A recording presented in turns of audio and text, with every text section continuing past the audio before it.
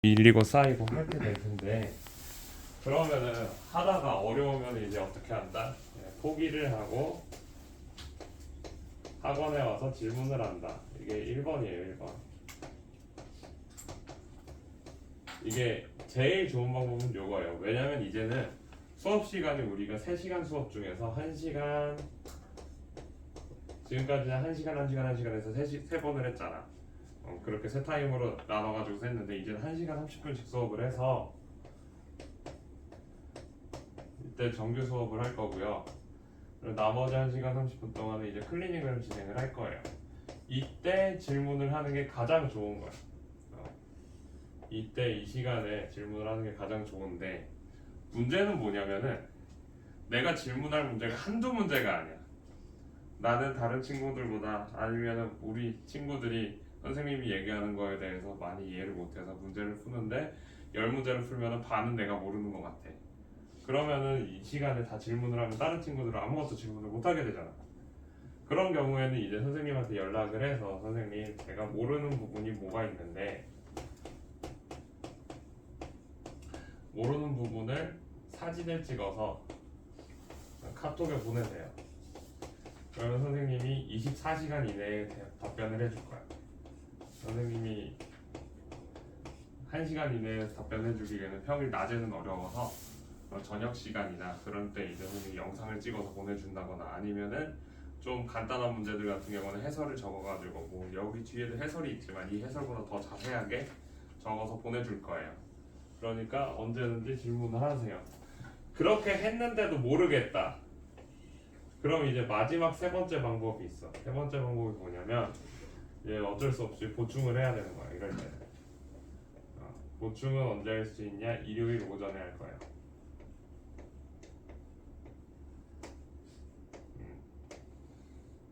내가 진짜 이거는 도저히 모르겠다, 한 번 더 수업을 해줘라 라고 얘기해서 보충을 할 수도 있고요. 아니면은 뒤에 지금 영상 찍고 있으니까 유튜브를 통해서 내가 다시 봐야겠다, 봐도 모르겠다 하는 경우에는 이렇게 보충을 하면 돼요. 이런 거에 대해서 너무 나 때문에 선생님이 아침에 일찍 와가지고서 고생하는 건 아닐까 막 이런 생각할 필요 없어. 니네들은 돈을 냈고 돈을 낸 만큼의 서비스를 받을 그런 권리를 가지고 있는 사람들이니까 그렇게 하시면 돼요. 왜 이렇게 하냐면, 선생님이 학기 중에 너네들 시험 대비 기간에 이제 한 번 더 수업을 봐주고 싶고 해도 선생님 시간이 없어서 주 1회밖에, 일요일밖에 못 나와. 아니면 토요일에 조금 더 시간을 봐줄 수가 있긴 한데, 직전 보강이나 그런 것도 너네 학교 시험 시간에 맞춰서 전날에 하고 그런 거를 잘 못해. 선생님은 시간이 좀 많이 빡빡해가지고. 그렇기 때문에 선생님이 여기 출강을 나와 있는 동안에는 주말에 시간을 너네들이 선생님한테 최대한 이거 해주세요, 이거 해주세요 해야 돼. 안 그러면 선생님이 못해줘. 그래서 좀 더 너네들이 선생님을 많이 괴롭힐 수 있어야 많이 얻어 가실 거예요. 그냥 가만히 앉아 있으면 선생님이 모든 걸 떠먹여주기가 쉽지가 않아. 그리고 두 번째로, 마지막으로 좀 소통을 해야 돼. 그러니까 여기에 선생님 앞에 지금 5명, 그리고 뭐 여기서 오늘 2명이 지금 없는데 2명의 학생들에서 총 7명의 학생들이 여기에 있으면은 학생들마다 이제 너네들이 이해하는 정도가 다 달라. 근데 옆에 친구는 이해를 했는데 나는 못했어. 그러면 이제 어떻게 한다? 가만히 앉아서 기다린 다음에 나 다음번에 선생님한테 질문하래. 이렇게 하면은 수업 시간에서 너네들이 얻어갈 수 있는 게 좀 적어져. 너네들이 이해를 못했으면 선생님한테 얘기를 하고, 선생님 이거 조금만 더 설명을 해줘요. 그거 2, 3분 딜레이 된다고 수업이 막 어그러지고 그런 거 아니니까, 그런 거는 다시 한번 질문하시면 돼요. 자, 오늘은 다시 첫 단원부터 들어가서 이제 평형과 안정성 여기를 얘기를 하게 될 텐데, 참 어려운 단원이에요.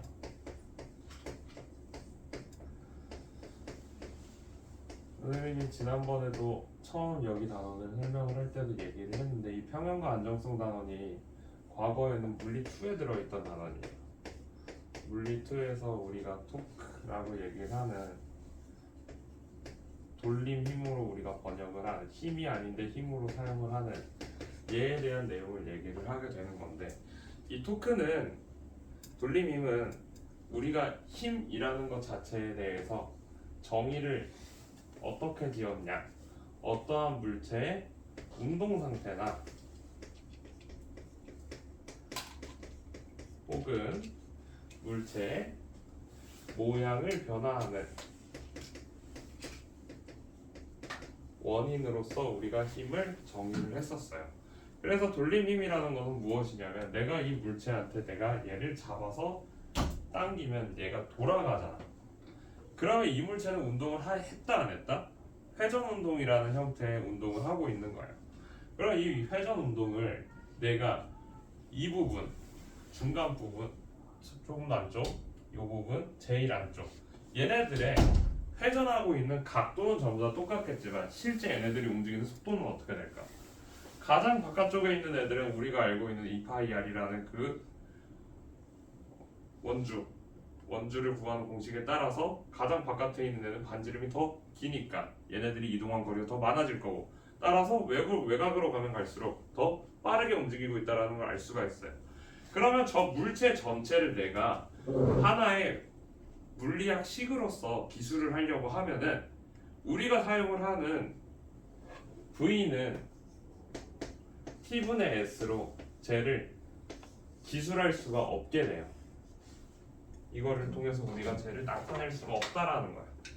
따라서 우리는 이거를 이제 다른 방식으로 나타낼 텐데 얘 또한 지금 힘을 주어서 이거에 의해서 운동 상태가 변화를 하고 있으니까 얘 또한 힘으로써 우리가 번역을 하자 해서 돌림힘이라는 이름이 붙었던 거예요.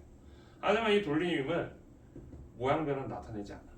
그래서 사실은 조금 잘못된 번역이기도 해요. 그래서 많은 물리학자들은 이제 화를 내고 있어. 저거는 힘이 아닌데 왜 힘이라고 하면서 막 토크를 그렇게 얘기를 하는데 아무튼 우리는 그래도 교육과정 내에서 얘기를 해야 되니까 자, 이 돌림힘에 대해서 얘기를 하려면 먼저 힘에서부터 우리가 차근차근 다시 한번 복습을 할 필요가 있어요. 힘이라는 걸 우리는 과거에는 힘을 내가 이쪽으로 주는 힘이랑 그리고 어떤 물체가 있으면 또 다른 방향으로 주는 힘 얘네 둘을 더하는 걸 모두 했겠지만 이제는 그렇게까지 하지 않고 단순하게 어떠한 물체에 왼쪽에서 힘을 주는지 오른쪽에서 힘을 주는지 딱 이 두 가지만 바라볼 거예요. 자, F1과 F2는 지금 보고 있으면요 얘는 오른쪽 얘는 왼쪽으로 힘을 주고 있죠. 우리가 일반적으로 노멀한 상태에서는 F1처럼 오른쪽을 일반적으로 플러스로 많이 주는 경향이 있어요. 왜 그러냐면 우리 초등학교 때 배웠던 요 수직선에 대해서 얘기를 해야 돼. 2, 3, 마이너스 1, 마이너스 2, 마이너스 3 이런 식으로 썼잖아. 그치? 그래서 오른쪽을 보통 플러스로 쓰고 왼쪽을 마이너스로 쓰니까 물리에서도 마찬가지로 일반적으로 오른쪽을 플러스 왼쪽을 마이너스로 쓰는 경향이 더 많아요. 혹은 내가 어떠한 걸 계산을 해서 내가 왼쪽으로 미는 힘이 더 셌어. 자, 이 두 힘을 이제 합칠 거야. 서로 반대되는 힘은 두 개를 서로 뺄 수가 있어요. 그러면은 지금 같은 경우는 얘의 길이가 F1이 F2보다 기니까 F1이 더 강한 힘이겠죠. 따라서 얘는 0보다 큰 값이 나오겠네. 그런데 반대로 내가 그림을 이렇게 그리고 F1이 0보다 크고 F2가 0보다 작다라고 놓고서 얘를 계산을 해버리면 값이 어떻게 나온다? 음수값으로 나올 거예요. F1 마이너스 F2가 0보다 작은 값이 나오겠지. 반대로 썼나? 아니지, 맞지. 이런 식으로 나오게 되겠지. 그러면은 우리가 얘가 불편하다라는 거야. 그래서 실제로는 이 일반적인 삼각형태를 보통은 어떻게 잡는 게 제일 좋냐면 결과값을 플러스가 될 수 있도록 바꿔주는 게 제일 우리가 플러스 마이너스 잡을 때 편한 방법이에요. 그래서 우리는 그냥 내 멋대로 잡으면 돼. 뭔가 계산 잘못했지? 어디서 틀렸어. 얘를 반대로 썼어 애초에. 이렇게 들어가야지. 그치? 아무튼 그래서 결과적으로는 내가 플러스가 나오게끔 얘를 만들어주는 게 중요하다라는 거예요. 그래서 이제 학교에서는 모두가 다 똑같이 계산을 해서 뭐 똑같은 답이 나와야 되잖아. 그래서 학교 같은 경우는 이제 고등학교에서는 정해줄 거야. 오른쪽 방향은 플러스다, 왼쪽 방향은 마이너스다 이렇게 다 정해줄 거니까 그거에 맞춰서 진행을 해주시면 될 것 같아요. 자, 이렇게 계산을 하고 나서 남아있는 모든 힘들을 다 합쳐서 남아있는 얘를 우리가 알짜 힘이라고 얘기를 할 건데, 알짜 힘은 물체가 받는 모든 힘의 합으로 이 힘을 통해서 우리가 이 물체의 운동 상태를 계산을 하게 될 거예요. 요거는 뒤에 가서 다시 얘기할 거니까 그냥 모든 힘을 더했다 그러면은 알짜 힘이다 라고 생각하고 끝나면 될 것 같아요. 안녕. 지난주에 왔다 갔다 해.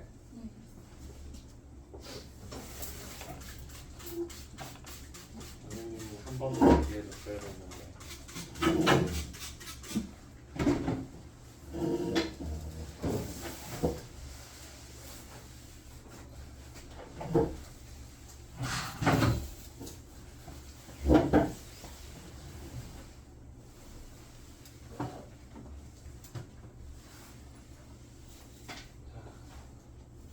이렇게 힘에 대해서 얘기를 했고요. 이제 더 중요한 돌림 힘에 대해서 자세하게 설명을 하도록 할게요. 힘은 어차피 우리가 중학교 때도 했고 1학년 때도 했던 부분이니까 좀 간략하게 하고 넘어가는 거예요. 자, 돌림 힘은 아까 전에도 얘기를 했지만 실제로는 얘가 단순하게 운동 상태에만 관련이 있다. 그 중에서도 어떤 운동? 회전 운동에만 관련이 있어요. 조금 자세하게 얘기를 하면은 우리가 어떤 물체가 굴러가는 걸 조금 생각을 해보자. 선생님이 하나의 원통을 굴릴 거야. 그러면 얘는 어떻게 굴러갈까? 이 한 점의 위치를 보면은 얘가 이렇게 굴러가서 바닥을 찍고 여기 바닥을 이렇게 굴러가서 찍겠죠. 그리고 나서 원주에 따라서 다시 올라가서 이렇게 실제로는 어떻게 이렇게 찍히나? 이런 식으로 찍혀서 움직이게 될 거예요. 자, 이렇게 어떠한 특정한 지점이 하나의 축을 기준으로 회전을 하는 걸 우리가 회전 운동이라고 얘기를 해. 구르는 것과 회전 운동은 차이가 있어. 자, 원의 중심점을 보고서 우리가 생각을 하면 이 원의 중심은 회전을 하고 있니? 회전을 안 하고 있니? 안 하지. 그냥 앞으로 가는 것처럼 보이잖아. 원의 중심은 우리가 실제로 얘가 돌고 있다라고 해도 이 위에 있으면은 도는 거에 대해서 생각을 할 수가 없어. 하나의 점의 상태로 우리가 보고 있으니까. 물론 사람이 올라가면은 느껴지겠죠. 내가 몸이 돌아갈 테니까. 하지만 사람은 점이 아니잖아. 발을 보면은 우리가 하나의 면 위에 있기 때문에 내가 여기에서 회전을 하고 있음을 느낄 수가 있는 거예요. 자, 그것에 대해서 우리가 얘기를 할 때 운동을 이렇게 나눠야 돼. 가운데 있는 점은 회전하지 않고 앞으로 가고 있어요. 이거를 우리가 병진 운동이라고 얘기를 할 거고요. 이것이 우리가 알고 있는 일반적인 V는 T분의 S를 사용을 하는 운동이고, 얘처럼 하나의 축을 기준으로 돌고 있는 거, 요거를 우리가 회전 운동이라고 얘기를 합니다. 자, 회전 운동 같은 경우는 이렇게 굴러가는 물체에 대해서 여기 부분이랑 여기 부분이랑 해서 각각 반지름에 따라서 얘네들이 얻게 되는 회전량이 달라지게 되겠죠. 내가 요즘에는 이제 다 없어졌더라고. 여기 배고 사는 친구들은 본 적이 있는지 모르겠는데 그 옛날에 있던 엄청난 놀이터에는 사람을 여기다가 넣어놓고 이거를 빙글빙글 돌리는 그 원심 불리기 같은 게 있었어요. 다들 해본 적은 없지? 해봤니? 해본 적은 없지만 그 전설은 다들 들었을 거 아니야. 옛날에는 이걸 가지고 어떻게 놀았냐면은 그 다들 디팡은 타봤지? 디스코 팡팡. 디팡을 타면은 가운데 있을 때랑 바깥에 있을 때랑 어디가 더 어지러워? 어지러워. 바깥에 있을 때가 더 어지러워. 가운데로 보통 빠지는 경우는 뭐야? 내가 놓쳤으니까 빠진 거야. 근데 가운데에 서가지고서 내가 뛰면 뛸 수도 있어. 거기서는 중심 잡기 생각보다 편해. 즉 우리가 중심으로 들어갈수록 중심은 회전이 약해. 자, 이 중심이라는 말은 이제 이렇게 얘기할 거예요. 회전의 중심이라 회전 축으로 얘기를 할 거예요. 어떠한 회전 축에 가까이 가면 갈수록 더 약해질 거야. 그 얘기는 반대로 뭐야? 회전 축에서 멀어지면 우리가 회전하는 것을 더 크게 느끼게 된다는 거야. 따라서 우리가 얘기하는 이 돌림 힘, 얘는 거리에 비례를 해야 돼. 반지름 요거 반지름이에요. 레디어스. 그리고 얘를 세게 돌리면 세게 돌릴수록 내가 느끼는 힘은 어떻게 되겠어? 돌림 힘은 더 강하겠지 당연히. 그래서 거리 곱하기 힘으로 우리가 돌림 힘을 계산을 합니다. 그래서 실제로 선생님 어릴 때, 그러니까 선생님 한 초등학교 다닐 때, 초등학교 한 3학년 때, 선생님 형이 초등학교 5학년이었어. 3학년과 5학년은 너네도 알겠지만 체격 차이가 2배 차이가 나. 이상한 사람의 성장 과정을 보면요, 약 11세에 급격한 성장이 한 번 일어나고 14세쯤에 한 번 더 일어나고, 그리고 나서 마지막에 언제 일어나냐면 21세에 한 번 더 일어나. 남자애들 지금 보면은 선생님은 어깨가 좁은 편은 아니야. 그렇다고 넓은 편도 아닌데, 근데 선생님이 원래 어땠냐면은 그냥 어깨가 없었어. 그냥 이거였어. 내가 이거야. 내가 이거야 그냥. 난 요렇게 살았었어. 언제까지 그랬냐면 21~22살? 남자애들도 지금은 자기 골격이 약간 김동현처럼 어깨가 진짜 빵빵했으면 좋겠는데 내가 나 없네 라고 생각을 해도 21~22살이 지나고 나면은 다시 한번 거기서 이제 골격이 커져. 여자애들도 마찬가지야. 나는 왜 몸이 일자일까? 나도 막 연예인들처럼 그렇게 골반도 있고 막 그랬으면 좋겠는데 그거 나중에 생기는 거야. 20대가 지나고 나서 생겨. 아무튼 초3이나 초5 때 그 엄청난 그 성장기 사이에 형이 항상 나한테, 당연히 안쪽에 타는 거예요. 안쪽에 타는 거겠지만 그 당시에 이제 야만의 시대에 살던 우리는 바깥쪽에 탔지. 바깥에 매달려 있는 거야. 그리고 이제 매달리면 어떻게 되냐면 여기에 양손을 이렇게 잡고 형이 세게 돌리면 사람이 이렇게 돼. 진짜로 이렇게 돼. 이 상태로 날아다녀. 그러다가 놓쳐서 날아가. 그러고 살았어 옛날에는. 이게 우리는 회전 운동을 직접 느끼면서 살았던 거야. 그래서 나는 항상 형한테 무섭다고, 난 가운데 있고 싶어. 가운데 있고, 아니 안돼 여기로 가 하면서 이렇게 지냈죠. 자, 이걸 보고서 우리가 알 수 있어. 어떻게? 회전 돌림 힘은 거리가 멀면 멀수록 더 강해질 거고 힘은 더 세질 거야. 자, 이제 조금 생각을 이제 해야 돼. 자, 돌림 힘이라는 거를 내가 사용할 때는 어떻게 될까? 돌림 힘의 사용법. 언제 얘네들을 우리가 유용하게 쓸 수 있을까를 얘기를 하는 거예요. 자, 일단 가장 돌림 힘을 많이 사용을 하는 건 어디냐면 스패너.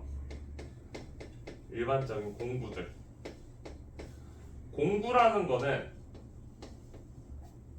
작은 힘으로 큰 일을 할 때, 큰 힘을 줄 때 우리가 많이 사용을 해요. 우리 맨손으로 육각 너트 얘를 잡아서 돌릴 거야. 돌아가? 잘 안 돌아가. 뻑뻑해. 엄청나게 잘 안 들어가. 그럴 때 사용하는 공구가 뭐야? 이렇게 생긴 스패너를 사용을 하죠. 그림을 선생님이 잘 못 그려. 어쩔 수 없어. 물리학과지? 이대로 나온 게 아니잖아. 자, 그러면 내가 얘를 지금 우리의 축은 어디에 있을까? 내가 잡고 돌려야 하는 애가 누구야? 1번, 2번. 2번입니다. 2번을 내가 잡을 거야. 누구를 기준으로 돌아가? 1번, 2번? 1번. 1번을 기준으로 돌아갈 거야. 1번은 우리의 축이 될 거예요. 회전축. 자, 내가 여기를 잡고 돌릴 때랑 여기를 잡고 돌릴 때랑 거리는 어떻게 돼? 1번과 2번에서 1번 상황은 내가 너트를 잡고 돌리기, 2번은 스패너를 잡고 돌리기예요. 자, 너트를 잡고 돌릴 때랑 스패너를 잡고 돌릴 때랑 거리가 누가 더 길어? 스패너. 스패너가 더 길어. 스패너가 더 기니까 같은 힘을 주더라도 내가 똑같이 10N의 힘을 주더라도 거리가 하나는 5cm고 하나는 50cm라면은 돌린 힘의 크기 차이가 어떻게 된다? 돌린 힘의 크기 차이가 10배가 되게 될 거다. 그래서 우리가 이런 식으로 돌림 힘의 차이에 따라서 자, 그러면 1번이랑 2번 중에 누가 더 잘 돌아간다? 2번. 2번이 더 잘 돌아간다. 이렇게 해서 우리가 사용을 하고 있어요. 자, 여기서 주의할 건 뭐냐면은 내가 힘을 줄 때 돌릴 거잖아. 돌릴 건데 힘을 이쪽 방향으로 힘을 주거나 잡아당기거나 하면은 얘가 돌아간다, 안 돌아간다? 안 돌아가. 그래서 우리는 힘을 어떻게 줘야 되냐면 항상 수직 방향으로 힘을 줘야 돼요. 선생님이 이전에도 한번 얘기를 했는데 누워서 자다 보면은 얘를 손잡이가 안 잡혀서 그냥 여기에서 밀 때가 있어. 근데 이거를 밀다 보면은 어느 순간에 힘이 안 들어가서 마지막에는 여기에서 안 다쳐. 왜 그럴까? 내가 미는 방향이 어때? 선생님이 미는 방향이 처음에는 자 여기로 보여줄게. 처음에 대각선 방향으로 밀었어. 대각선 방향으로. 이쪽 방향으로 힘을 주고 있어. 그러면 어느 순간에 힘의 방향이 어떻게 돼? 두 개가 수평이 되죠. 이 순간부터는 얘가 더 이상 돌아가질 않는 거야. 그래서 우리가 어떠한 것에 힘을 줄 때 처음에 내가 수직으로 힘을 줄 때가 제일 잘 밀려나. 회전은 항상 수직일 때가 가장 큰 돌림 힘을 얻게 돼요. 그 이유가 뭐냐면 얘를 우리가 뭐 물리학적으로 계산을 할 때는 실제로는 세타로 해서 세타 값에 따라서 얘가 달라지기 때문에 90도여서 1대 1의 값을 가져서 그런 경우가 나타난다라고 얘기를 해요. 하지만 이건 다 빠졌으니까 그냥 신경 쓰지 말고 우리는 90도로 그냥 미는 게 제일 좋다. 그 사이에서는 돌림힘이 작아진다 정도만 알아두면 될 것 같아요. 자, 돌림힘의 방향을 우리가 플러스 방향이랑 마이너스 방향도 우리가 나눠놔야겠지. 그치? 시아한테 물어볼게. 시아야, 드라이버를 시계 방향으로 돌리고 있어. 그럼 잠그는 걸까 아니면 여는 걸까? 조이는 걸까 푸는 걸까? 모르겠어. 사람이 알아? 푸는 거? 현일이 조이는 거. 재성이 조이는 거. 조이는 겁니다. 조이는 거.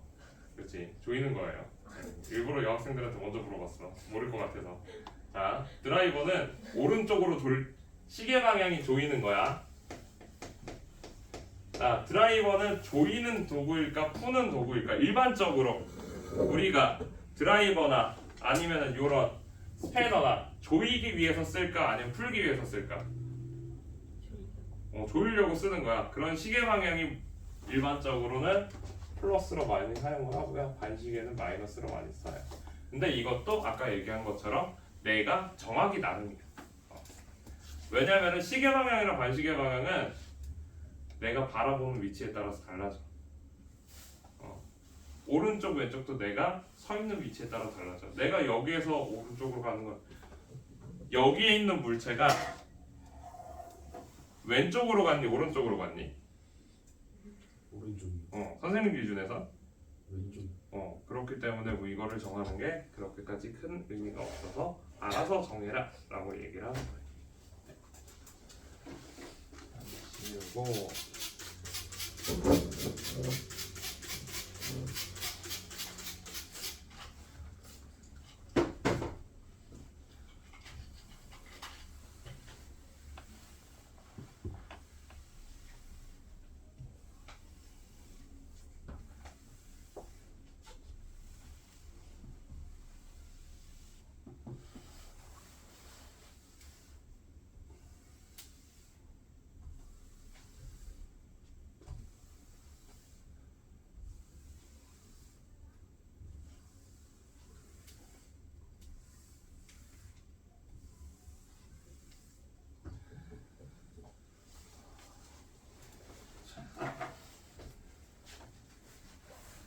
여기 11페이지에 있는 돌림힘의 이용 부분은 지뢰와 축바퀴는 뒤에서 물체의 평형 문제를 풀면서 설명을 할 거니까 이거는 그냥 일단은 넘어가자. 13페이지를 보도록 할게요. 물체의 평형.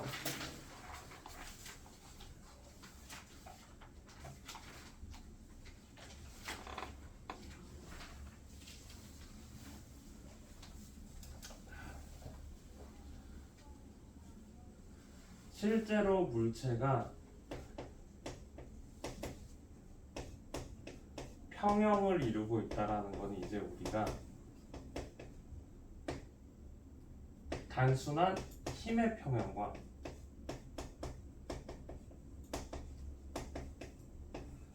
그리고 돌림 힘의 평형을 두 가지를 모두 고려해야 해요. 자, 무슨 얘기냐면, 자, 지금 여기에 있는 물뿌리개 책상 위에 올려놓으면 가만히 있어요. 얘는 힘의 평형을 이루고 있다. 맞죠? 지금 중력이 얘를 잡아당기는 힘이라, 그리고 밑에 있는 책상이 이 물뿌리개를 떠받치는 힘, 이 두 가지 힘이 물뿌리개에 작용을 해서 얘가 멈춰 있는 거예요. 그렇죠? 자, 그런데 선생님이 얘를 기울여 볼게. 자, 얘를 기울이면은 아까 전에 우리가 얘기를 했던, 방금 얘기했던 그 두 가지 힘의 크기가 달라졌을까? 달라지지 않았어. 그런데 얘는 어떻게 돼? 쓰러져. 분명히 아까 전에 얘기를 했던 얘가 받게 되는 중력과 책상 얘를 떠받치는 힘은 바뀌지 않았는데 왜 얘가 넘어졌을까에 대해서 생각을 하자는 거야. 자, 우리가 어떠한 물체가 넘어진다. 이것은 회전을 한다는 거예요. 회전 운동을 하게 된 거예요. 어디를 기준으로 회전 운동을 하냐면, 이럴 때 우리의 회전축은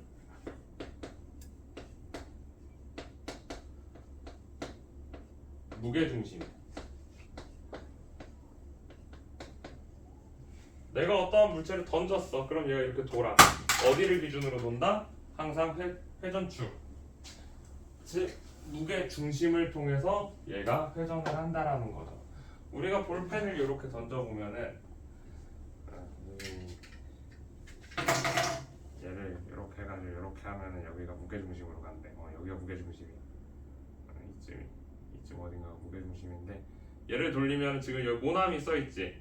얘를 기준으로 돈다라는 거야. 지금 보면 여기를 기준으로 돌았어. 어떤 물체가 넘어질 때 이 회전축을 중심으로 해서 이렇게 쓰러지게 될 텐데, 이거는 땅바닥과 물체와 무게중심의 작용선에 대해서 우리가 조금 이야기할 필요가 있어요. 그림을 잘못 그리지만 이번에는 잘 된 것 같아요. 수직으로 잘 됐지. 자, 가끔 보면은 유튜브에 무엇이든지 세울 수 있는 이상한 사람들이 나타나잖아. 얘도 막 이렇게 해가지고서 이렇게 해서 여기에서 이제 갑자기 딱 하고 서버리고 그렇게 세울 수 있는 사람들이 있어. 그 사람들이 이걸 어떻게 세우는 거냐면, 무게중심이 있고 중력은 항상 어디로 작용을 하냐면 아래쪽으로 작용을 하게 되겠죠. 그리고 떠받치는 힘도 위쪽으로 작용을 하게 될 거야.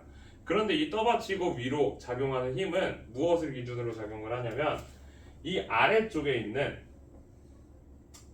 밑면을 기준으로 해서 우리가 봐야 돼. 밑면을 기준으로 해서 봤을 때 이렇게 네모난 물체가 무게중심이 이렇게 아랫면을 통과를 하면 왼쪽으로 꺾이게 될 거고요.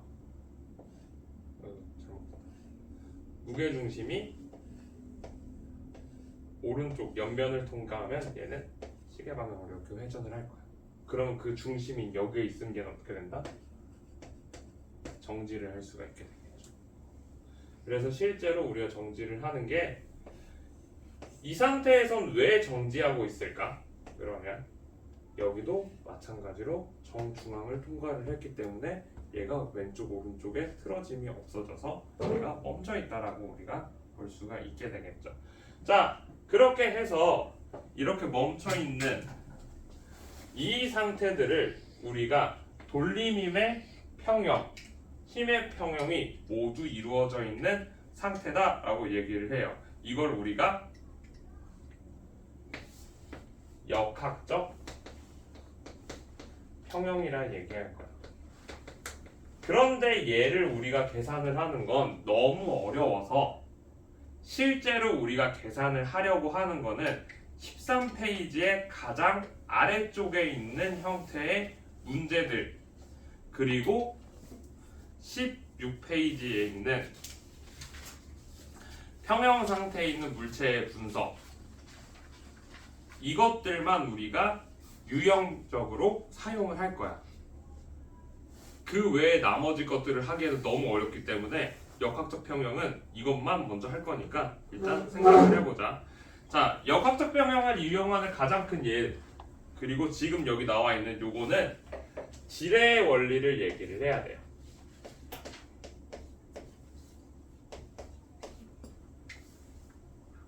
자, 다들 초등학교 나왔지?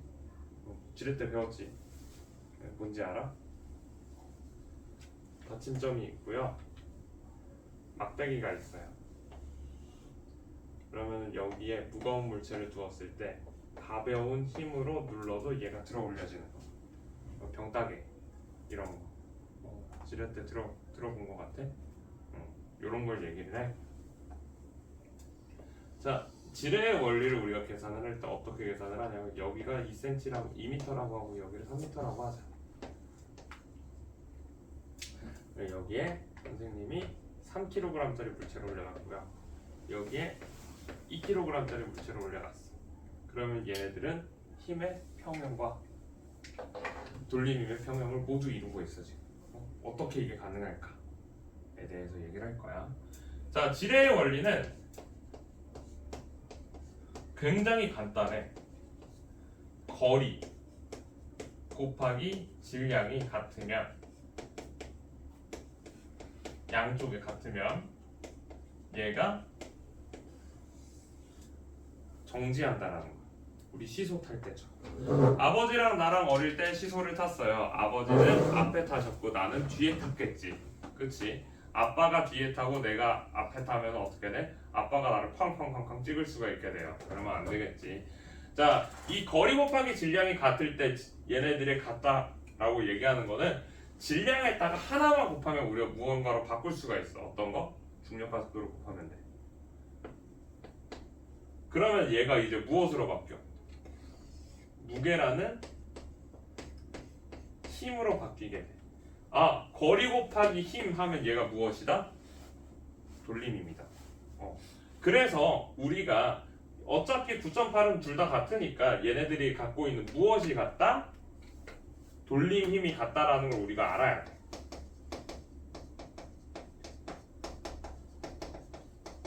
자, 그럼 이제 두 번째 문제가 생겨. 힘의 평형은 어떻게 찾지?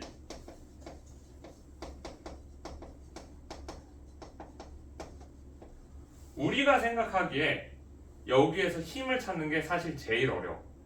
자, 저 3kg짜리 물체 중력을 30N으로 받았어요. 그럼 아래쪽으로 30N을 받았겠지. 그러면 얘를 위로 30N으로 떠받치고 있는 애는 누구야? 판자가 받치고 있는 거야. 자, 일단 첫 번째 이물체는 아래로 30N의 중력, 위로 30N의 떠받는 힘, 이걸 우리가 수직항력이라고 얘기해요. 누가 줬다? 판자. 얘도 마찬가지겠지. 아래로 20N의 중력, 위로 20N의 수직항력. 그럼 얘는 누가 줬다? 판자가 줬다. 자, 그럼 판자는 이제 어떻게 됐을까? 몇 뉴턴으로 눌리고 있는 거야? 3kg짜리랑 2kg짜리에 의해서 50N으로 눌리고 있는 거야. 판자가 받는 힘은 아래로 50N의 힘을 받고 있어. 근데 이 판자 움직인다 안 움직인다? 안 움직여. 그럼 어디로 가야 돼? 힘이 위로 50N의 힘을 누군가 줄 거야. 자, 판자한테 힘을 주는 애가 누굴까? 여기 있는 요 받침점이야. 받침점이 판자를 50N으로 받아주고 있어. 그럼 이제 받침점은 또 어떻게 돼? 땅을 50N으로 밀겠지. 그리고 땅은 다시 받침점을 50N으로 밀게 돼서 얘네들이 모두 다 힘의 평형을 이루게 돼서 멈춰 있다라고 우리가 얘기를 해야 돼. 그래서 얘네들의 힘을 각각 찾아서 얘가 누구한테 힘을 주고 얘는 누구한테 힘을 받아서 힘의 평형을 누구랑 누구에 의해서 영향을 받고 있는지를 우리가 찾아내는 게 이 역학적 평형 조건의 어려운 부분이야. 사실 돌림힘의 평형은 그냥 두 개 곱해서 찾으면 돼. 이건 기계적으로 찾을 수가 있는데 그 뒤에 얘네들을 하나하나 찾아가는 과정이 우리한테 조금 난이도를 높이는 그러한 영향이 될 거예요. 자, 14페이지로 넘어가면 구조물의 평형 안정성 부분이 나오는데 아까 전에 선생님이 얘기를 했던 그런 부분에 대해서 얘기를 하는 거고요. 안정평형과 불안정평형은 조금 더 약간의 변화만 주어도 원래 상태로 돌아오지 않고 평형이 완전히 깨지는 것을 우리가 불안정평형이라고 얘기를 합니다. 그래서 요거는 그냥 좀 넘어가서 16페이지에 있는 평형 상태에 있는 물체의 분석을 바로 진행을 하도록 할게요. 실제 학교 시험에 나오는 거는 이거 위주로 많이 나오기 때문에 이거부터 문제를 다시 해보도록 할게요.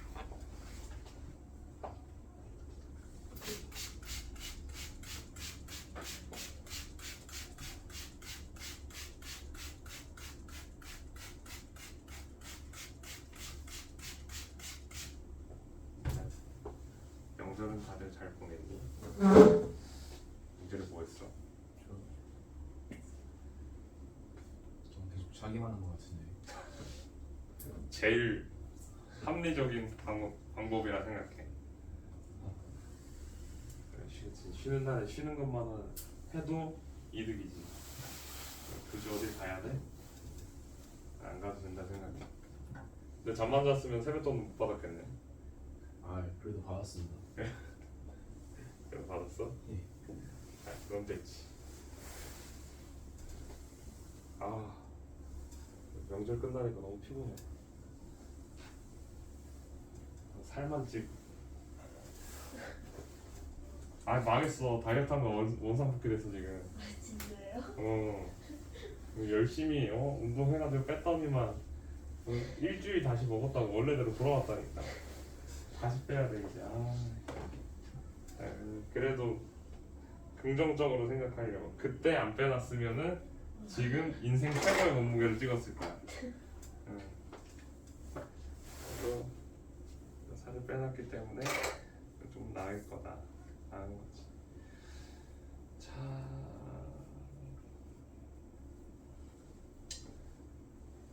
그림을 그려봅시다.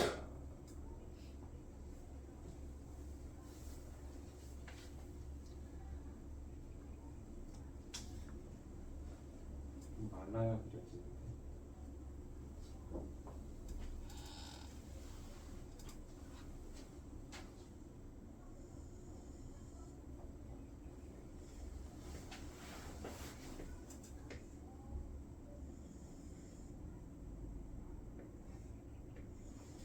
너무 높다.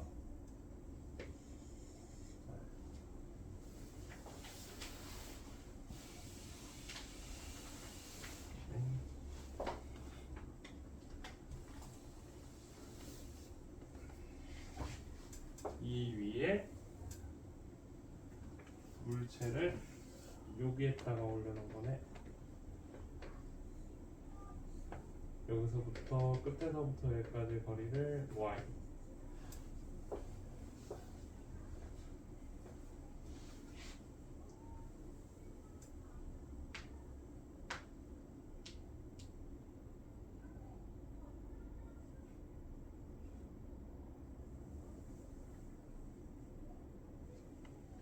그리고 물체를 옮겼을 때 여기 A점에서 여기까지의 거리를 x라고 하자. 얘의 질량은 m, 얘의 질량은 라지입니다. 이때 전체 길이 A에서 B까지의 길이는 그림 그리기 더 어렵다. 20L이고 여기에 맞춰 얘네들의 떠받치는 힘의 크기가 위치가 0에 있을 때 가져왔어요. 떠받는 힘의 크기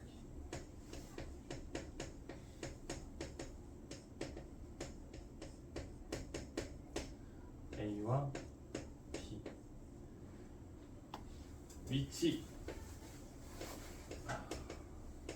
0에 있을 때 A는 4분의 3 라지 mg, B는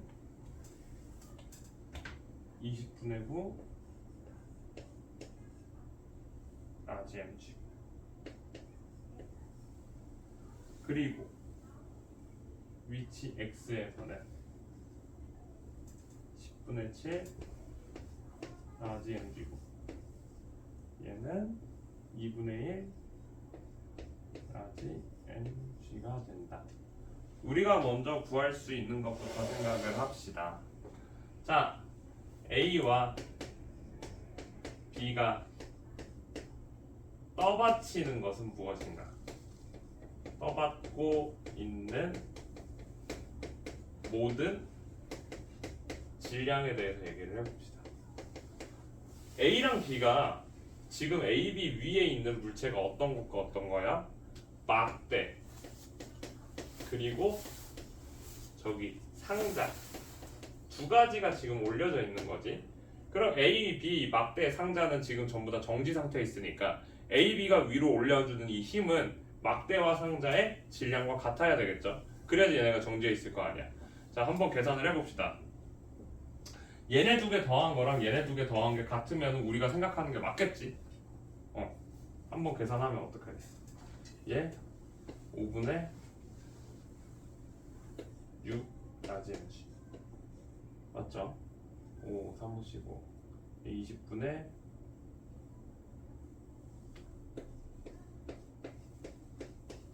3g니까 얘도 5분의 6 mg 맞네. 얘네들이 떠받는 힘이 요만큼이구나. 자, 그러면 물체 요거 조그만한 물체의 질량은 몇이 된다? 커다란 물체가 라지 m이니까 조그만한 애는 몇이 돼야 될까? 5분의 6 mg에서 m 빼면 되겠지. mg를 빼니까 5분의 1. 얘는 5분의 1 라지 m의 질량을 갖고 있다는 걸 우리가 알 수가 있게 돼요. 자, 막대에 작용하는 힘들을 우리가 표시를 해서 그러면 얘네들이 실제로 어떻게 지금 작용을 하고 있는가에 대해 좀 생각을 해보자. 자, 선생님이 이걸 항상 할 때마다 나도 헷갈리긴 하는데 그래도 조금 해보면은 일단 B의 위치를 처음에 잘못 잡았네요. 그림을 잘못 그렸네. B는 완전히 끝쪽이네요. 자, 지금 우리가 하고 있는 거는 돌림 힘 계산을 해야 되지. 역학적 힘의 평형을 하고 있으니까 돌림 힘의 평형도 고려를 해야 돼. 지금 힘의 평형은 이미 끝났어. 다 했어. 질량 구했으면 끝난 거야. 이제 돌림 힘을 구해야 돼. 돌림 힘의 평형을 구하려면 먼저 첫 번째로 알아야 될 게 뭐냐면은 회전축을 정해야 돼요.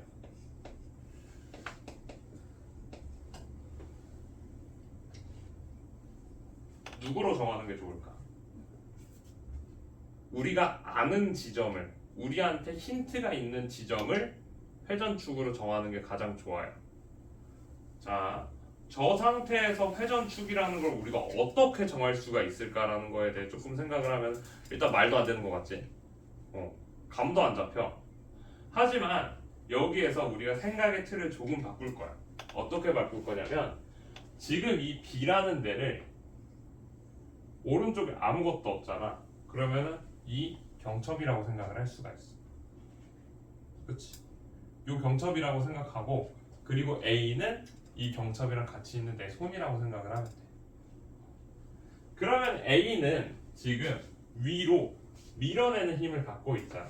얼만큼? 4분의 3 mg만큼. 그럼 여기에서 우리가 돌림 힘을 이제 계산을 할 수 있게 바뀌게 되겠죠. 자, 그러면은 이제 계산을 해봅시다. 돌림 힘의 평형을 계산을 하려면 먼저 B는 A가 떠받는 힘, 방향을 써줄 거야. 위 B가 떠받는 힘, 방향 위. 상자의 무게 5분의 1 라지 mg, 방향 아래. 저 나무토마 막대. 막대 무게 라지 mg, 방향 아래. 자, 여기서 우리가 이미 알고 있는 게 몇 개 있어. 어떤 거 알고 있냐면 힘 곱하기 거리죠. A가 떠받는 힘에서 회전축 B까지의 거리는 20L로 우리가 알고 있어요. 그쵸? 그러면 곱하기 20L. 자, B가 떠받는 힘에서 B까지의 거리 몇이야? 여기서 여기까지 거리면 0. 없어졌어. 자, 그러면 우리는 상자의 무게랑 막대의 무게에서 얘네들을 곱한 값이 A가 떠받는 힘이 4분의 3 라지 mg, 두 개를 더한 값이 얘와 같아야 된다는 걸 이제 찾을 수가 있어. 자, 이제 봅시다. 그러면 어떻게 찾아야 하냐? 일단 Y 상자랑 B까지의 거리는 몇이야?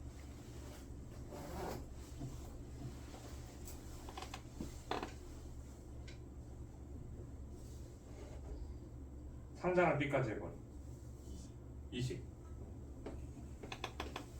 그럼 막대랑 얘 사이의 거리는 몇이 돼요? 그것까지도 한 번에 계산이 가능한. 자, 얘를 구하려면은 어떻게 나오냐면 계산을 한 4분의 3 라지 mg 곱하기 20L은 5분의 1 라지 mg 곱하기 20L 플러스 라지 mg 곱하기 L 프라임 이렇게 쓸 수가 있겠지. L 프라임 우리가 모르는 값이겠죠. 자, 그럼 요거 계산을 하면 15 라지 mg, 얘 계산하면 4 라지 mg. 자, 그러면은 L 프라임은 몇이에요? 11. 이거 L 빼먹었구나. 11L이네. 마이너스 11이 되는 거야? 조금 더 설명해 주십시오. 이해가 잘 안 된 것 같습니다. 조금 더 설명을 해줄까? 자, 일단 왼쪽에 있는 항은 아까 전에 얘기를 했던 A가 떠받는 힘이랑 오른쪽에 있는 거리를 곱한 그거에 대한 돌림 힘을 얘기를 한 거예요. 그렇지? 이 돌림 힘이랑 얘네들에 의해서 만들어지는 돌림 힘이 서로 같아야지 돌림 힘의 평형이 일어나겠지? 그래서 상자의 무게랑 상자가 눌러주잖아, 막대를. 누굴 기준으로? B라는 곳의 축을 기준으로. 그러면 상자랑 여기 사이의 거리도 몇이 나와야 돼? 20. 20. 그럼 우리 회전축 사이의 거리가 20L이라는 두 개가 동시에 같다라는 걸 여기서 써놓을 수가 있어. 네. 그리고 마지막에 여기에 있는 거는 알 수 있어? 모르죠. 몰라. 우리가 모르는 값 저기다가 L'이라고 놓은 거야. 그런데 이제 조금 생각을 하면은 자, 이 막대에서 우리가 회전의 중심은 항상 어디라고 얘기를 해? 어떤 무게에 내가 얘네들을 힘을 주는 중심점을 하나를 항상 생각을 하면 사실 그건 무게 중심점이야. 막대 길이가 얼만큼인지 지금 우리 알아 몰라? y 플러스 20L이야 그냥. 네. 그러면은 내가 2분의 y 플러스 20L인 지점 어딘가가 있을 거야. 우리가 이걸 뭐라고 한다? 여기가 무게 중심점이에요. 네. 그래서 실제로는 여기서부터 여기까지의 거리 이게 우리가 구하고 있는 L'이 돼. 네. 그래서 L'이 11L이래.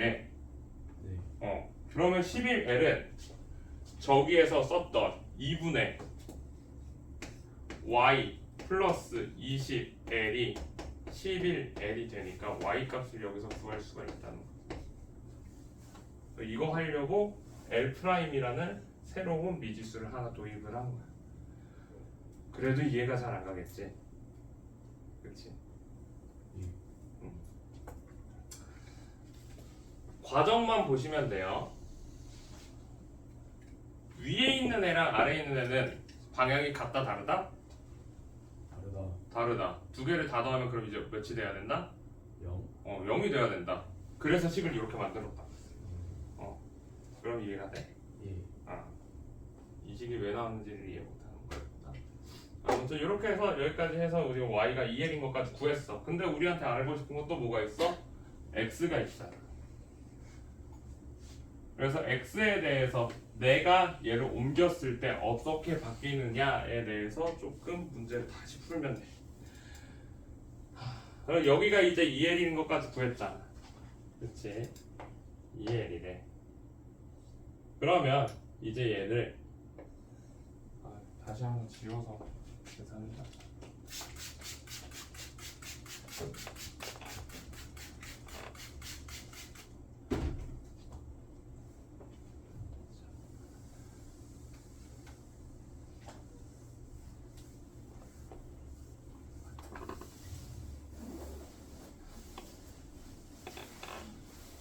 X라는 위치가 지금 어딘지 모르겠는데 얘를 살짝 위치를 옮기니까 이번에는 A와 B가 써받치는 힘이 다르게 분산이 되었대. 그러면 이제 조금 생각을 해보자. 자, 물체를 B 쪽에 가까워지면 가까워질수록 B가 받는 힘의 크기는 어떻게 돼야 된다? 커져야 될 거야. 얼마나 커졌을까를 이제 조금 생각을 해야지. 자, 자, 막대 전체 길이가 지금 몇 대 몇? 몇이라고? 막대 전체의 길이는 2L에다가 20L이니까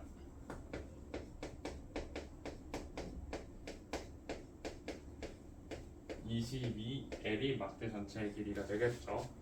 그리고 나서 돌림힘의 합을 다시 0으로 만들어야 되니까 그리고 요거 여기서부터 여기까지 거리 여기서부터 여기가 11L 그럼 여기서부터 여기까지는 9L 여기서부터 여기까지는 11L 여기서부터 여기까지 2L 이렇게 나오겠지?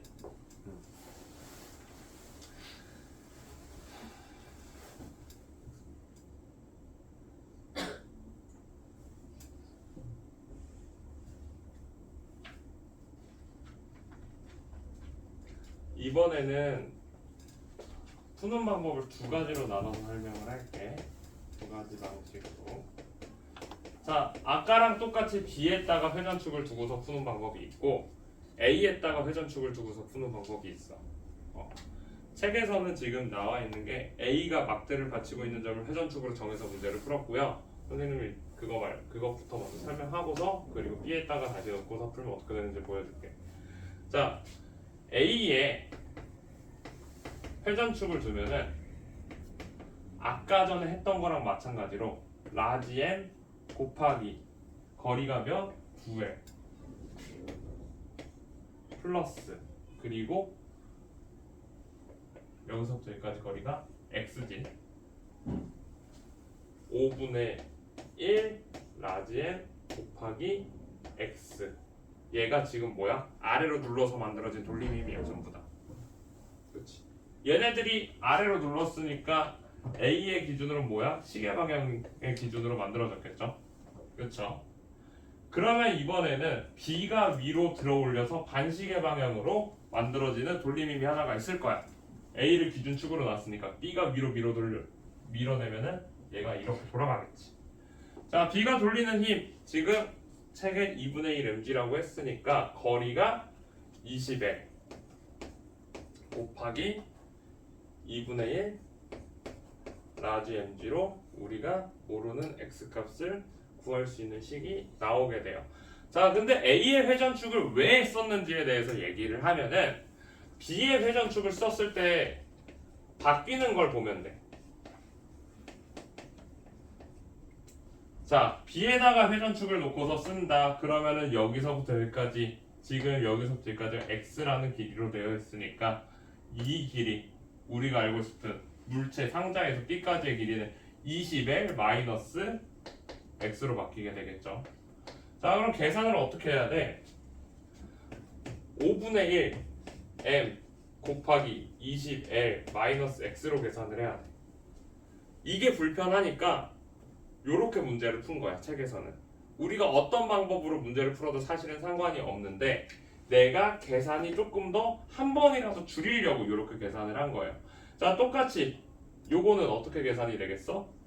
9L이 아니라 11L로 바뀌겠죠. 20L 마이너스 9L이니까. 그래서 라지 m 곱하기 11L 그리고 요거 얘가 위로 미는 힘이 10분의 7 mg니까 10분의 7 라지 mg 곱하기 20L로 계산을 하면은 사실 A의 회전축이나 B의 회전축이나 둘 다 X값은 동일하게 나올 거야.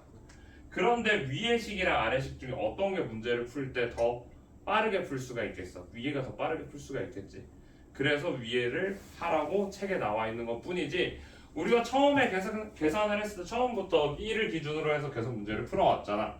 그럼 우리가 문제를 풀 때 과정적으로 그냥 B로 풀어도 괜찮아. 괜찮으니까 내가 하고 싶은 거 회전축을 하나 잘 정해서 그것만 두고 문제를 풀 때 첫 번째가 힘의 평형을 찾고요. 두 번째가 회전축을 정하고 세 번째가 막대의 질량 중심 위치를 찾아야 돼.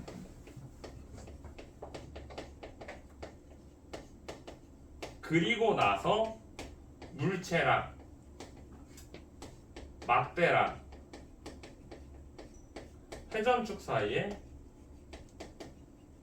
거리를 잡고 그 다음에 이제 시계 방향의 돌림힘, 반시계의 돌림힘이 같다라는 식을 쓰는 게 이게 돌림힘의 평형이랑 역학적 평형을 구하는 과정이야.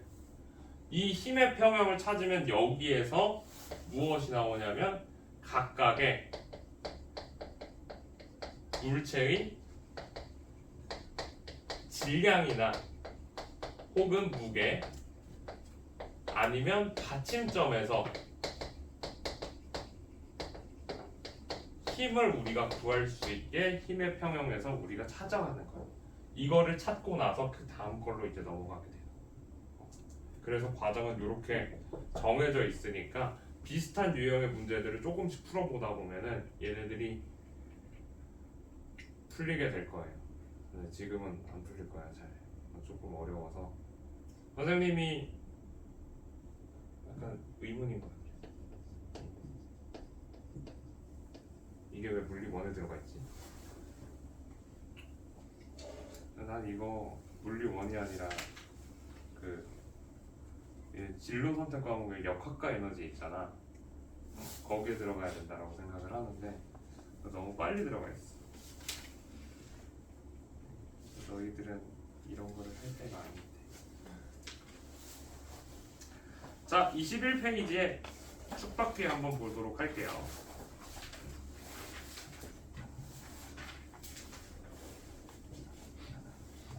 21페이지에 4번. 자, 그림과 같이 반지름이 각각 80cm랑 20cm의 두 바퀴로 이루어진 축바퀴의 큰 바퀴의 크기가 F의 힘이 작용을 했고요. 작은 바퀴에는 질량이 10kg인 추가 실에 매달려 있대요. 그랬더니만 얘가 어떻게 됐대? 돌림의 크기와 방향이 있는 물리량이므로 추에 작용하는 중력의 돌림임과 F에 의한 돌림의 합의 크기는 뭐 어떻게 됐대?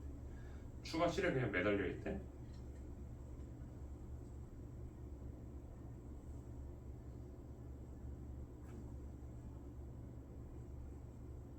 멈춰 있다라는 거야, 움직인다는 거야? 딱히 상관이 없구나. 자, 일단 F 잡아당기면 시계 방향으로 돌겠니? 반시계로 돌겠니? 축을 기준으로 왼쪽으로 잡아당기고 있으니까 반시계로 돌 거예요. 자, 10kg짜리의 중력 가속도 10m/s 제곱, 즉 100N으로 아래로 잡아당기면 얘는 시계 방향으로 돌아가겠죠. 자, 그러면 반시계와 시계 두 개는 서로 돌림힘의 방향이 반대 방향이겠지. 추에 작용하는 중력에 의한 돌림힘의 방향과 그리고 힘에 의해서 만들어지는 건 반대일 거고, 따라서 두 개는 서로 우리가 빼야겠죠. 자, 그럼 어떻게 뺀다?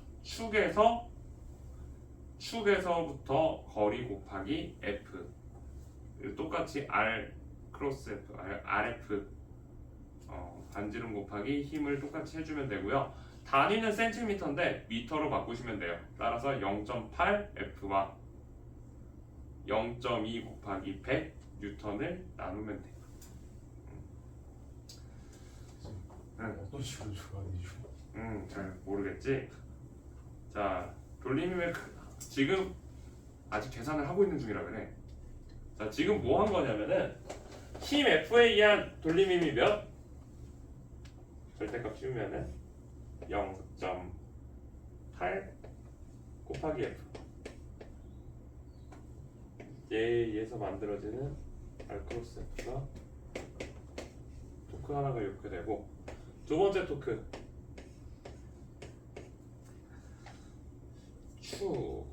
추에 의해서 만들어지는 거는 0.2 거리가 요거고, 질량이 무게가 100N이잖아. 이렇게 해서 써놓는 거야. 일단 얘네들을 이렇게 둘 거야. 0.8F와 20Nm라는, 그래서 Nm, 얘네들의 돌림힘을 찾았어. 그래서 그냥 두 개를 빼시면 돼요. 0.8F Nm 빼기 20 Nm 하면은 얘가 돌림힘의 합의 크기가 되겠지. 두 개는 방향이 반대니까 둘을 빼야 돼. 저 왼쪽 제일 왼쪽에 있는 저 기호가 뭐죠? 요거 예. 요게 토크를 쓰는 기호예요. 타우라는 글자예요. 이게 토크야. 몰라도 돼. 왜 몰라도 되냐? 너네는 잘 안 써. 학교 선생님들은 쓸 수도 있어. 타우라는 글자고요. 토크를 뜻하는 단어예요.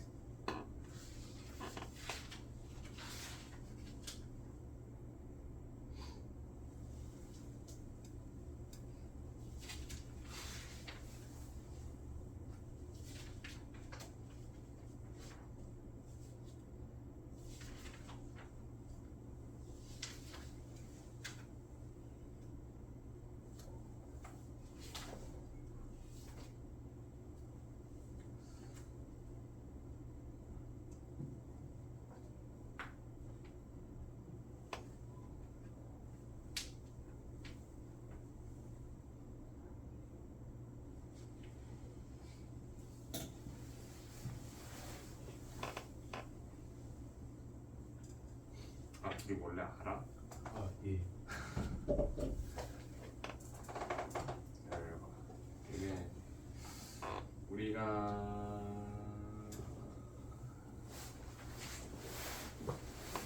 22, 1, 8, 15, 1, 2, 3, 4, 5, 6, 7,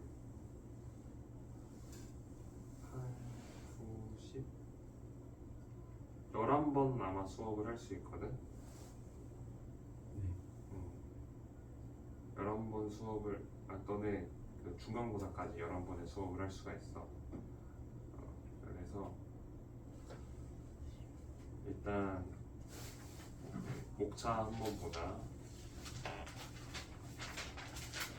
수업 계획을 좀 얘기를 해줘야지. 차례 보면요.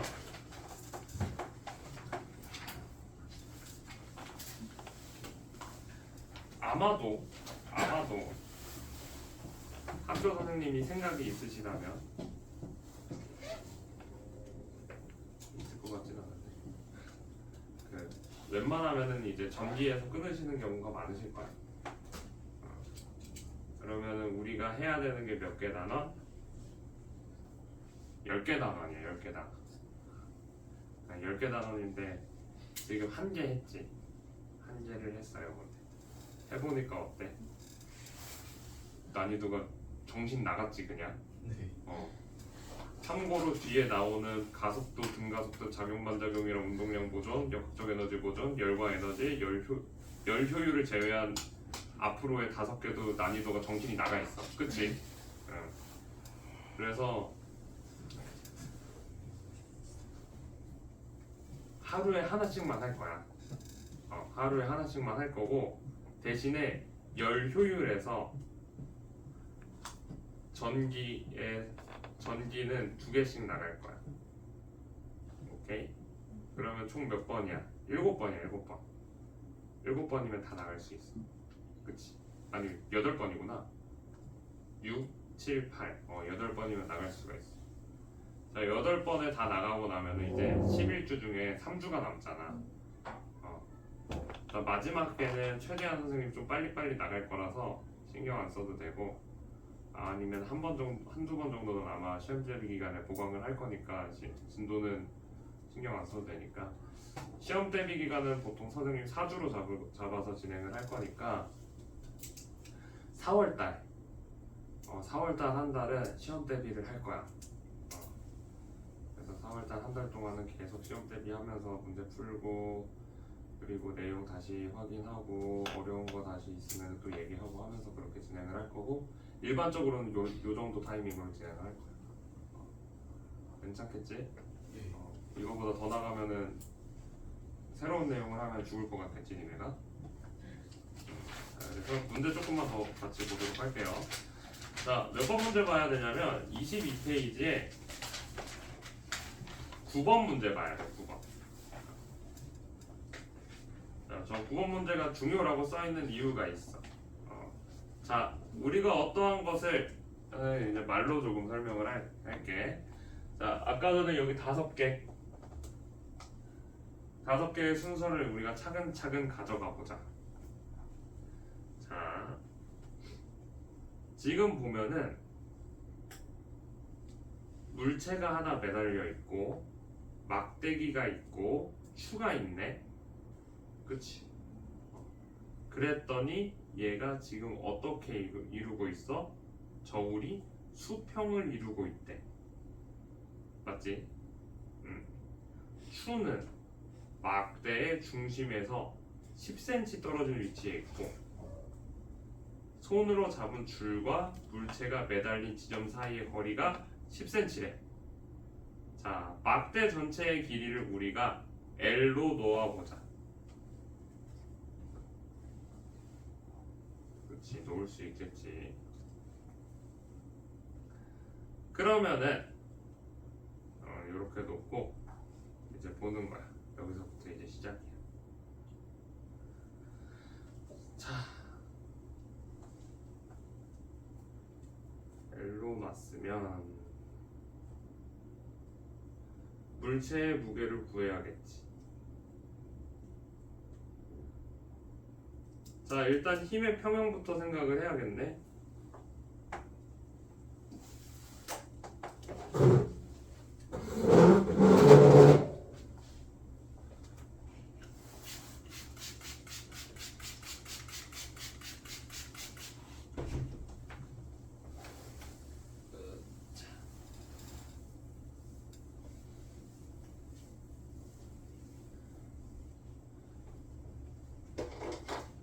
첫 번째, 끈이 위로 당기는 힘. 이걸 우리가 장력이라고 얘기를 해요.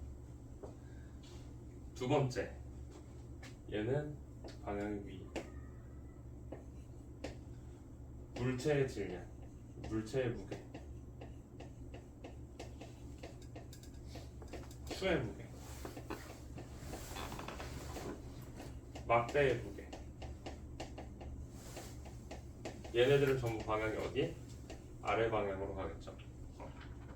자, 그러면 우리가 얘와 얘가 같아야 되니까 T는 물체의 무게를 W라고 합시다. weight W 플러스 추의 무게는 10N, 막대의 무게는 5N으로 이렇게 계산이 될 거예요. 아, 지금 미지수가 두 개라서 계산이 안 돼. 이것만으로 계산이 안 돼. 그럼 이제 1번 했으니까 다음 단계로 넘어가는 거야. 회전축은 이미 정해져 있어. 여기는 회전축이 어디겠어?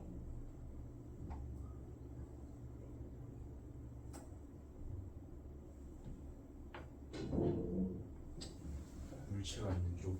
물체가 있는 쪽으로 회전축을 두자. 사실 어디로 둬도 다 되긴 해. 물체가 있는 쪽으로 회전축을 두면은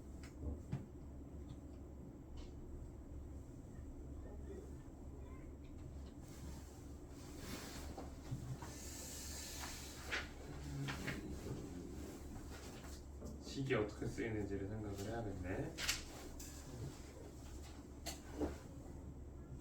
중심에서 줄까지의 거리를 몇으로 둘까? 그러면은 중심에서 줄까지의 거리를 L'이라고 두자. 그럼 물체가 있는 부분을 하면은 추 10N에 의해서 만들어지는 돌림 힘은 0.0이라고 하지 말고 10분의 L 프라임 플러스 20이 되겠네. 얘가 추가 만드는 거고. 쌤, 저게 어떤 식이죠?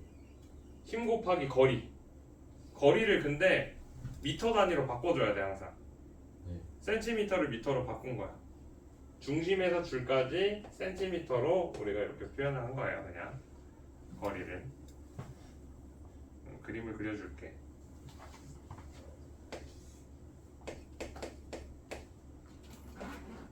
이렇게 돼 있잖아.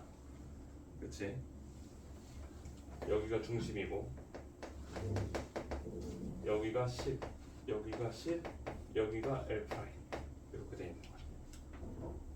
그래서 우리 물체를 회전축으로 두고 싶다며. 네. 그러면 여기서부터 여기까지 거리를 우리가 구해야 되잖아. 네. 추에 대한 돌림힘을 구하려면. 자, 그리고 두 번째. 요거 막대가 몇이야? 5N이지. 막대는 몇이겠어? 그러면은 10분의 L 프라임 플러스 10이 되겠네. 두 개는 같은 방향이니까 더해줘야 되고. 맞지? 둘 다 아래쪽으로 지금 중력을 받고 있잖아. 주. 얘 아래로 힘을 주고 있는 거야. 막대로. 네. 그러면 이제 마지막 요거 들어 올리는 힘 있잖아. W. 얘는 몇이야? 빼줘야겠지. W의 거리가 몇? 10cm지. 그냥 W. 지금도 어때? 얘가 몇이 돼야 된다고? 평형이니까 0. 구할 수 있어? 못 구하죠. 왜? 미지수가 두 개입니다. 미기수가 두 개야. 그러면 이제 다시 어떻게 해야 돼? 다시 하나 더 하면 돼. 한 번을 더 하면 돼요. 자, 질량 중심을 가지고서 해보자. 오케이? 질량 중심을 가지고서 하나 하자 이번에. 그러면은 질량 중심으로 얘네 두 개는 서로 같은 방향 반대 방향? 회전의 방향이 이제 얘는 질량 중심에서 반시계로 돌 거고 얘는 시계로 돌 거야. 이번엔 두 개를 반대로 빼야 돼. 질량 중심을 기준으로 얘는 누르면 아래로 돌아가고 얘는 누르면 이렇게 돌아가게 되니까 서로 반대 방향. 예. 이해되지? 자, 그러면 다시 계산을 해보자. 얘가 요거였죠. 추가 10 뉴턴. 그리고 우리가 또 구해야 될 게 사실 3개야. 그러면 플러스 20 플러스 얘 들어올리는 얘 W 빼기 몇 배치지? 이거 잘못했다. 여기가 10이죠. 10도 아니지. 그냥 10이지. L'이 안 들어갔지. 10이고 얘는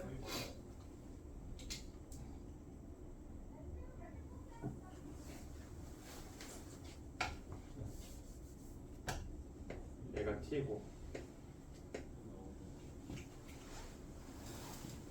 여기가 W 곱하기 10분의 L 프라임 플러스 10 이렇게 되겠네. 빼야지. 반대 방향이다 내가. 왜 이래? 얘가 맞대죠. 그래서 0. 식 몇 개 됐어? 우리가 지금까지 봐서 식이 몇 개야? 2개요. 3개지. 미지수 몇 개야? 3개요. 그럼 이제 연립방정식 풀면은 풀려요. 이렇게 풀어야 돼.